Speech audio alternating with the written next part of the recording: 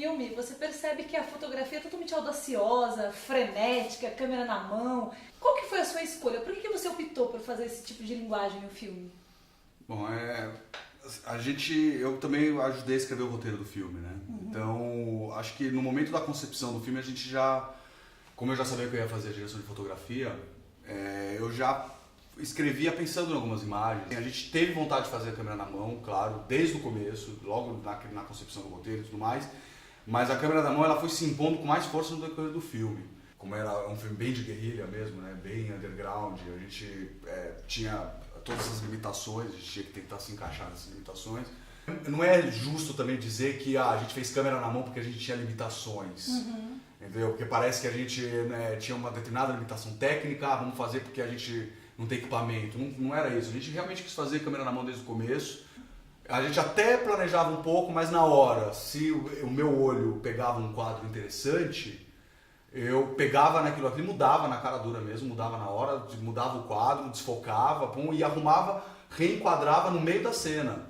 Não ficou uma coisa forçadinha, aquela câmera nervosa. Existem alguns cameraman, né, eles pegam, na hora que recebe a orientação do diretor de fotografia de que quer fazer uma câmera na mão frenética, o cara, além de já estar com a câmera na mão, o cara ainda quer tremer mais para parecer que o negócio é com uma câmera na mão, para dar a entender como se já não fosse possível o espectador perceber que a câmera está na mão.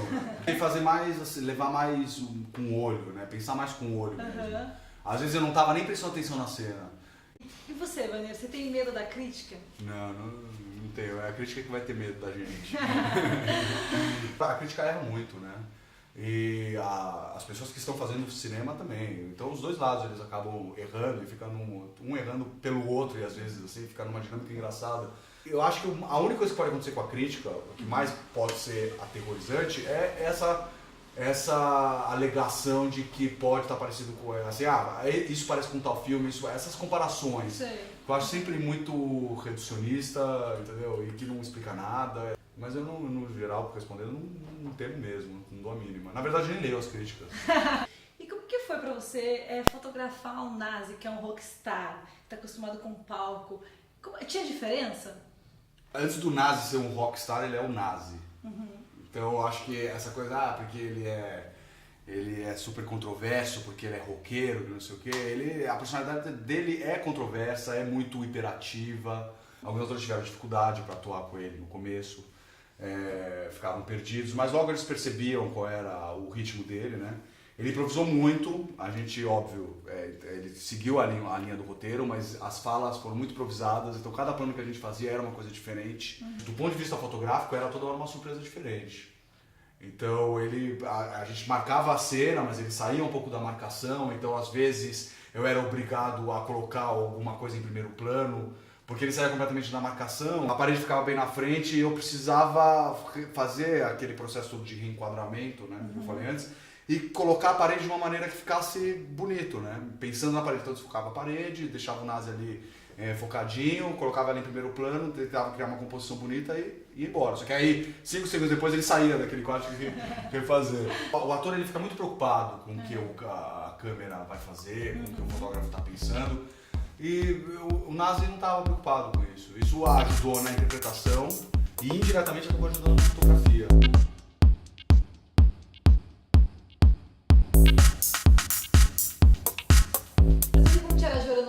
Também um dos diretores do programa Hector Studio SP Brasil e também foi diretor do longa-metragem Sem Fio. Tiara, fala pra gente, por que você escolheu um Nazi para fazer o Castro? O Nazi não foi a primeira opção que a gente pensou para o papel, mas ele foi sem dúvida a melhor. Depois que a gente conheceu o Nazi, não havia mais dúvidas de que ele tinha que interpretar o papel do Castro no Sem Fio. E eu tinha deixado bem claro pro Wagner que eu adoraria colocar um roqueiro para fazer o papel do Castro, porque eu sempre achei que o Castro tinha essa energia rock and roll, essa coisa do anti-herói, aquele cara que você tem medo, mas você gosta dele ao mesmo tempo, que é muito do rock isso, né? Foi muito engraçado, a gente marcou um ponto de encontro na Vila Madalena, sentou para tomar um cafezinho, ele já tinha lido o roteiro, chegou para mim e falou assim: Tiara, eu sou o Castro. Então como é que você preparou o Nazi? Como que você dirigiu? A gente conversou bastante sobre isso. O Nazi estava um pouco receoso mesmo a princípio, e ele foi muito humilde e muito aberto. Ele falou que ele queria ajuda, que ele queria ser preparado. A gente trabalhou muito com as ferramentas do método, a gente trabalhou bastante o mapeamento das cenas. Ele tinha muita liberdade desde que dentro das ferramentas. Trabalhou muito com o improviso, o que é uma ferramenta crucial do método. Para esse papel, para esse projeto, o Nazi fez tudo o que tinha que fazer. E o Nazi também tinha uma bagagem muito parecida também com o Castro, algumas coisas. Isso facilitou também o seu trabalho de direção? Facilitou muito. Eu uso com muita cautela a memória emotiva, a memória sensorial. Eu só uso quando elas são análogas à personagem e quando eu sei que o ator pode segurar a onda também, quando é uma coisa que não vai afetar ele, porque eu não posso ter um ator abalado no set de filmagem. Ele tem que ficar repetindo às vezes a cena 20, 30, 40 vezes, né? Então não dá para ele se abalar. E teve uma diferença entre você dirigir um ator e dirigir um ator rockstar como o Nazi. Como é que foi isso para você? Teve uma diferença enorme, enorme. Foi muito melhor dirigir o Nazi do que dirigir os outros todos que não tinham, porque já tinham uma bagagem. E eu acho que no Brasil, de modo geral, é claro que há exceções, os atores ficam esperando muito que o diretor diga tudo que o ator vai fazer, e eu não estava habituado com isso. E com o Nazi eu não precisei, porque o Nazi não tinha uma bagagem já, ele não tinha nenhuma experiência, nenhum vício em atuação, então tudo que ele fez foi tudo que ele construiu comigo. Eu preparava os outros atores até para contracenar com ele. Olha, cuidado, porque o Nazi vai usar isso na cena, você não sabe exatamente quando. E aí você tinha às vezes atores super experientes no sem fio. E aí quando o cara começava a contracenar com o Nazi no bom sentido roubava a cena e o ator ficava perdido. Eu dirigi o Nazi, não é que ele chegou lá e fazia o que dava na televisão, de jeito nenhum. Eu dirigi e aí ele conseguia pegar tudo aquilo que eu dava pra ele e transformava numa coisa muito bacana também. Não era necessariamente com ritmo, às vezes, que ele não surpreendia, mas era com alguma improvisação, alguma coisa nova que ele jogava. E o que nos surpreendeu é que por mais que a gente incentivasse isso nos outros atores, eles às vezes ficavam muito receosos de usar. Então a liberdade que eu dava para os atores, eles usavam, mas com comedimento. O Nazi não. Eu falava para ele, olha, você pode ter liberdade de fazer isso, se quiser, pode experimentar essas coisas em cena.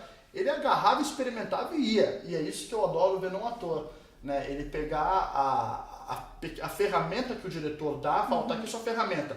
E aí ele vai lá, ao invés de pegar a ferramenta e só parafusar, ele pega e constrói uma casa inteira com aquela ferramenta. Isso que é legal no método, e o Nazi fez isso muito bem. O Nazi, acho que ele virou hoje um amigo aqui da Hitcom. Ele se dá muito bem com todo mundo. Acho que a gente apareceu num momento legal da vida dele, era um momento que tinha que aparecer.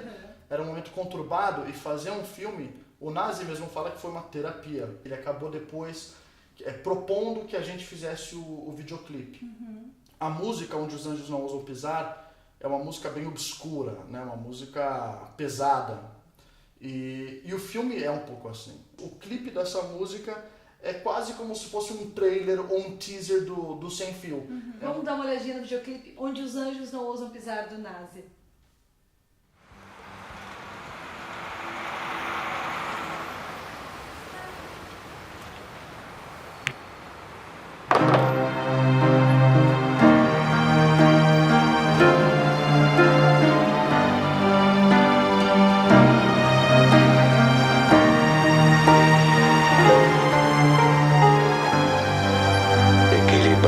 Na beirada do abismo, quem sabe caia ou talvez vá voar. Noite cerrada, ferro, fogo, batismo. Anjo nenhum vai conseguir me escorar. Vai com açúcar ou prefere adoçante? Ajuda, guarda, se recusa a provar. Nada a perder, nada a ganhar.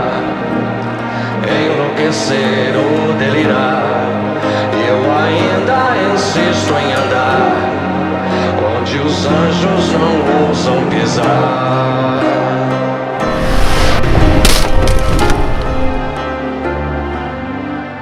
Na matinê morro de tiro, de tédio. Se Deus morreu, quem é que vai me enterrar? Prefiro o brilho do meu próprio remédio. Anjo da guarda se recusa a olhar. casinha você trouxe, meu bem. Deixa-me o anjo que eu não vou gozar. Nada a perder, nada a ganhar, enlouquecer ou delirar. Eu ainda insisto em andar onde os anjos não ousam pisar.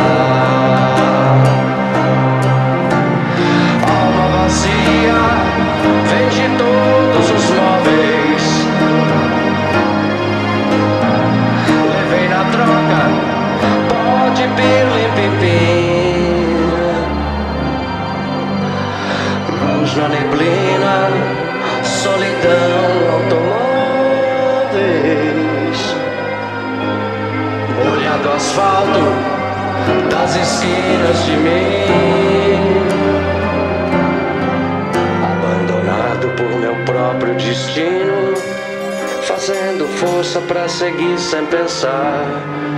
Dentro do peito agonizando o menino que se perdeu porque não soube chorar.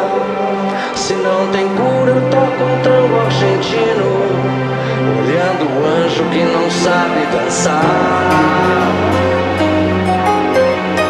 Nada a perder, nada a ganhar, enlouquecer ou delirar. Eu ainda insisto em andar onde os anjos não ousam pisar.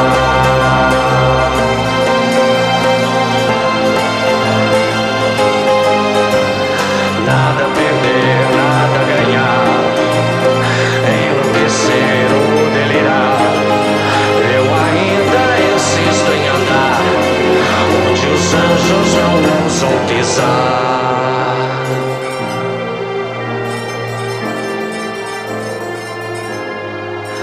Onde eu passo sem ter que pensar, nenhum anjo consegue